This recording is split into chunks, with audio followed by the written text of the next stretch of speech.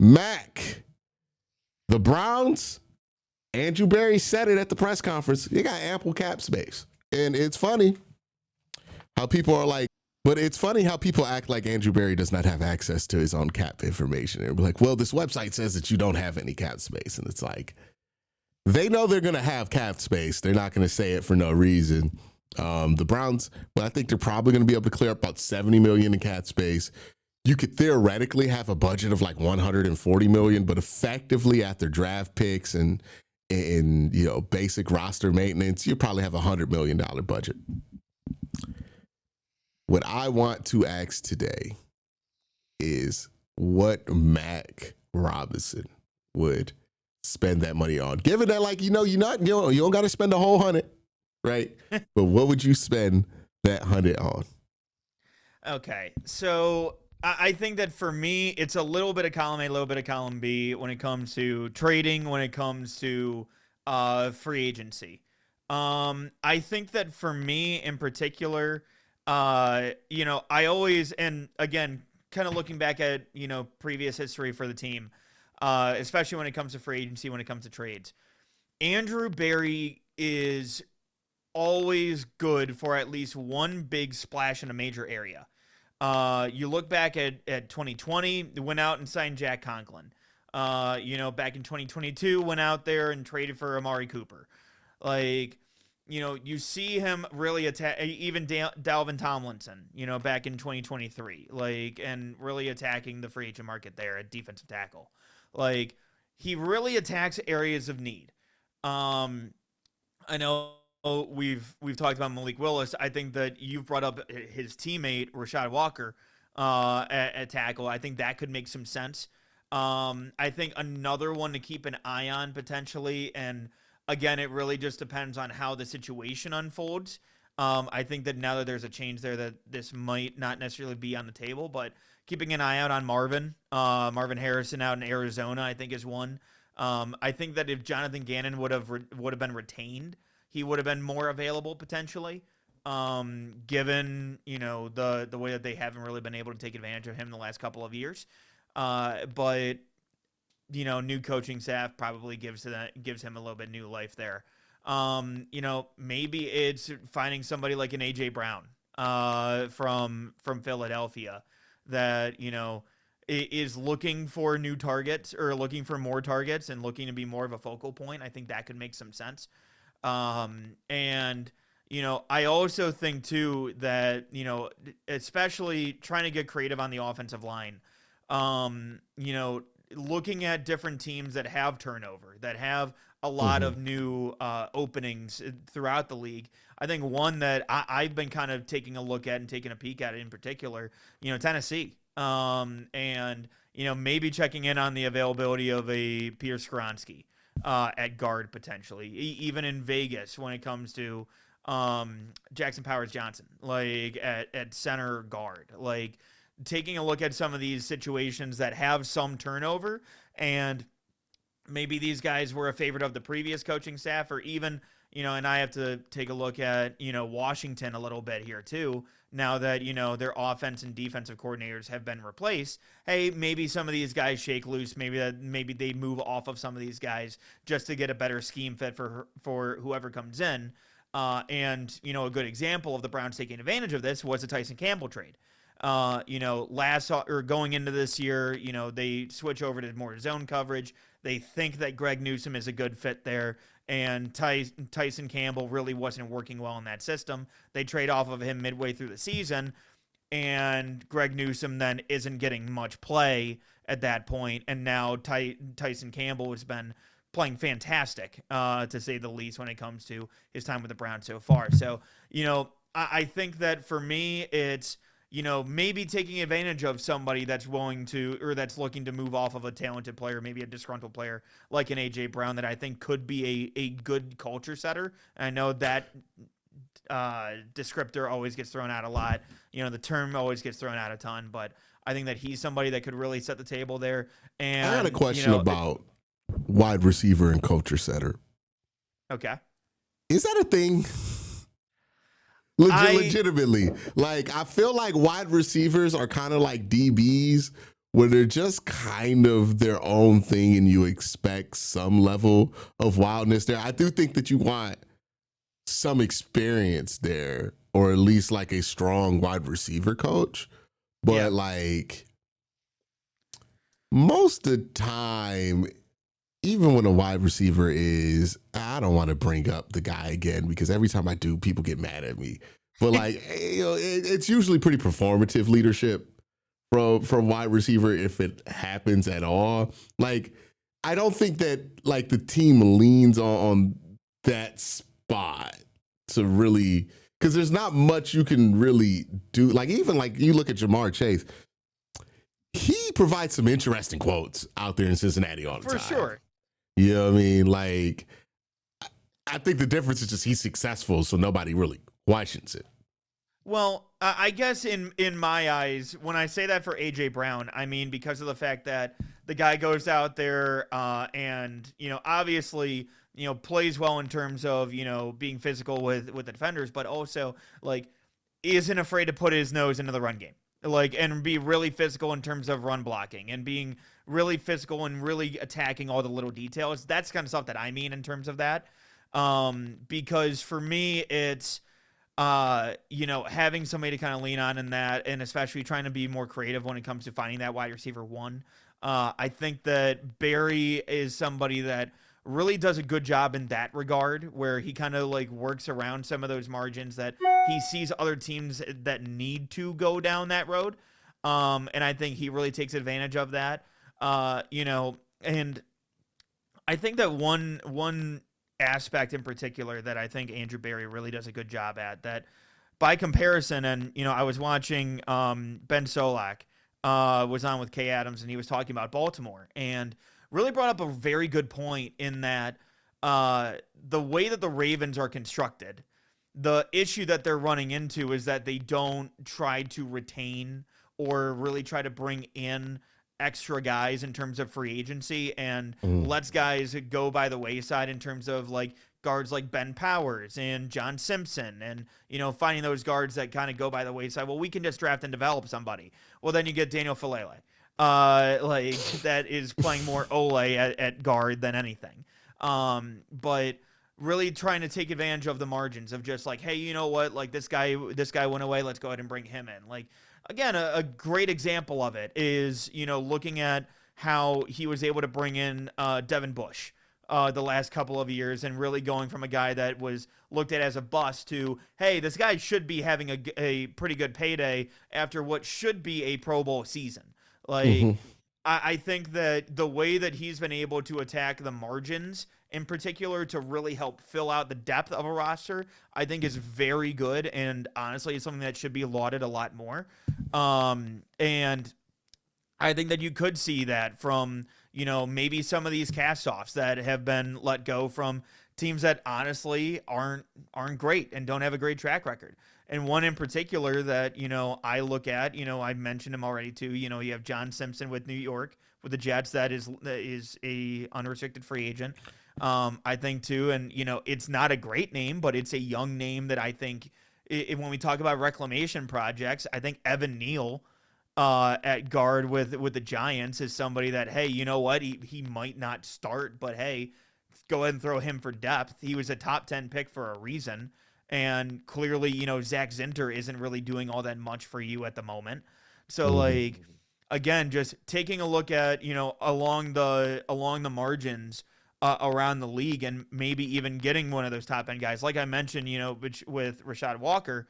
But I think that especially the offensive line is going to be big. But I also think too, it's not gonna surprise me to see him kind of cherry pick along the rest of the NFL in terms of, all right, who's in cap issues, who has to make some tough decisions, who has to shed some salary. Hey, you know what? We have this much that we can work with. We'll go ahead and take in this guy from you. We'll take in this guy from you. And, maybe we can rebuild. Maybe we can work on some of the strengths and some of the pitfalls that you might have had. You can fit better here.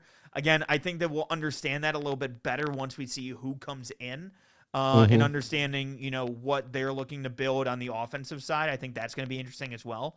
But at the same time, like, AB didn't make any, it didn't try to veil it at all. He's like, it's no surprise that we're going to be going on the offensive side this offseason. Like, he understands that, yeah, this is where we need to get better. And so we've seen the last few years in particular, and I know you've covered it plenty. They're minus focusing on the 300 defensive over side. 2 years in expected points. Real quick, just want to let you guys know Sleeper has a new offer here.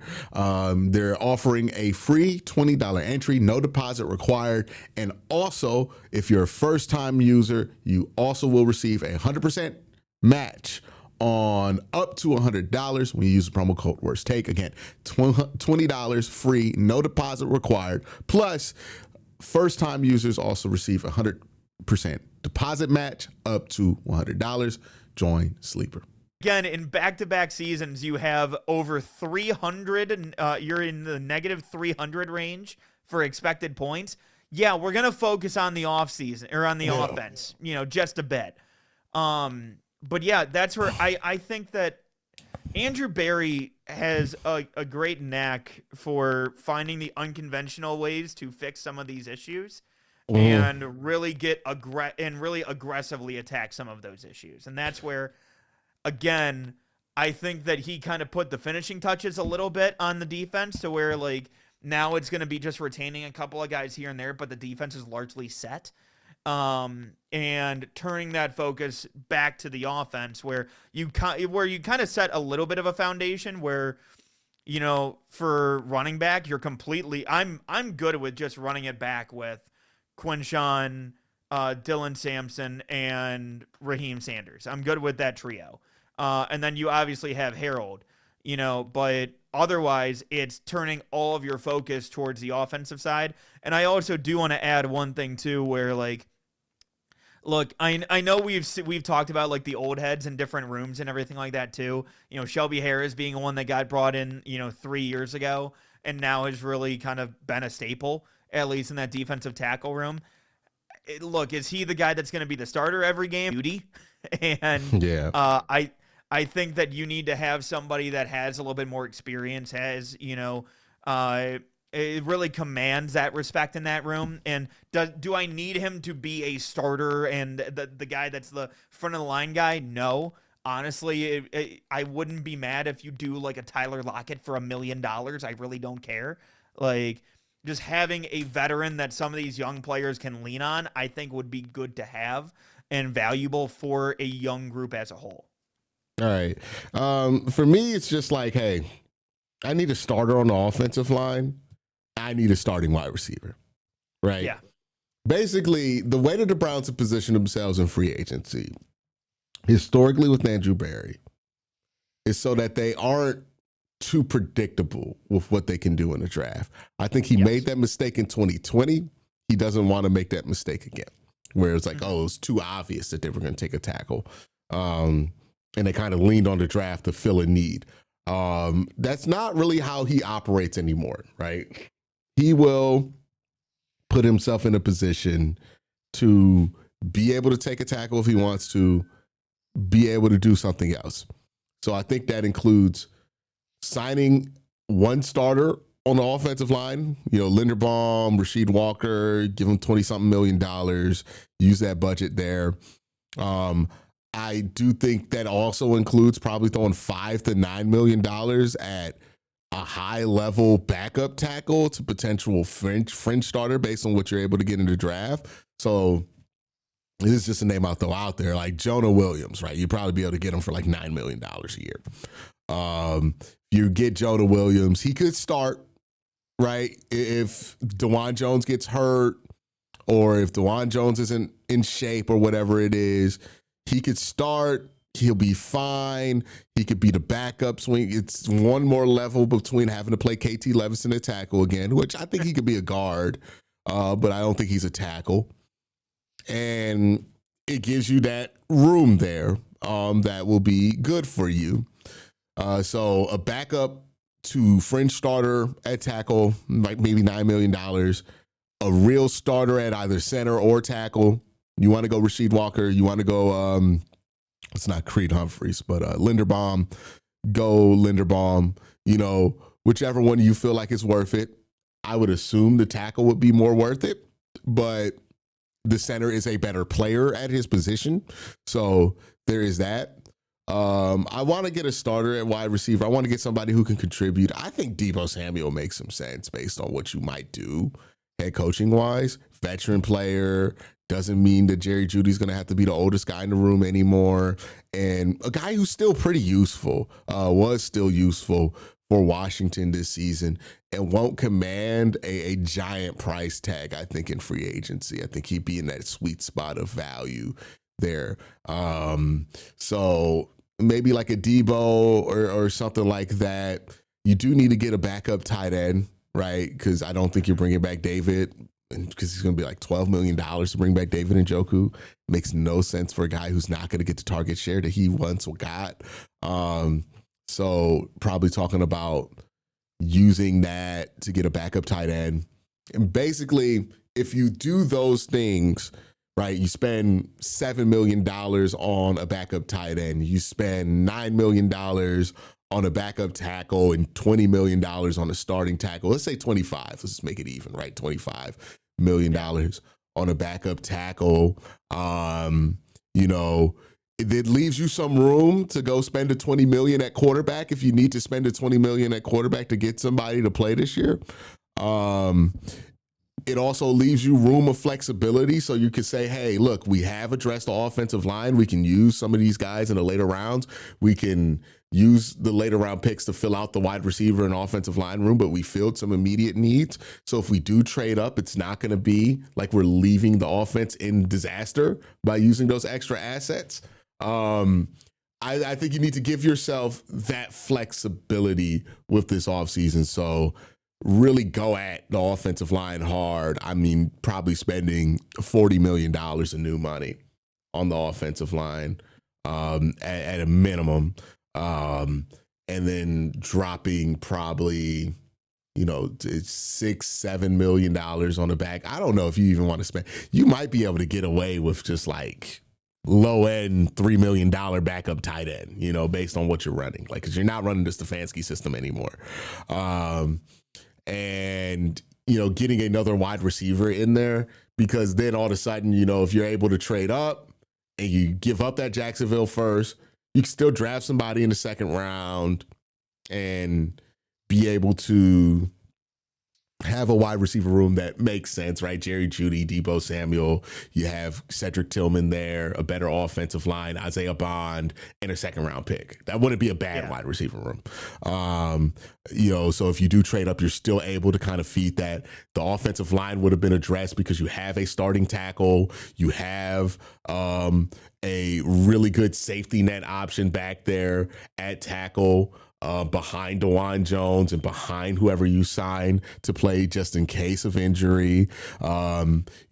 Center, maybe you feel good about Luke Whippler, whatever his injury status is, or you feel good about a draft pick. There's a lot of interior guys that you can get in day 3 of this draft, and you can fill out that, but that'll be enough to get the line to a solid place in year 1.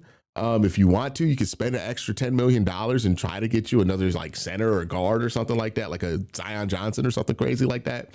If you really want to, but you can put yourself in a position to where you can trade up. And if you don't trade up, then you can say to yourself, okay, we're going to be able to have some assets here, maybe flip them into next year. And give us a chance here to build around the position, which I don't think is a great strategy. I think you got to get the quarterback, but it is a strategy. So I think there's a lot of different ways it can work out there as far as how the roster is constructed. Mac,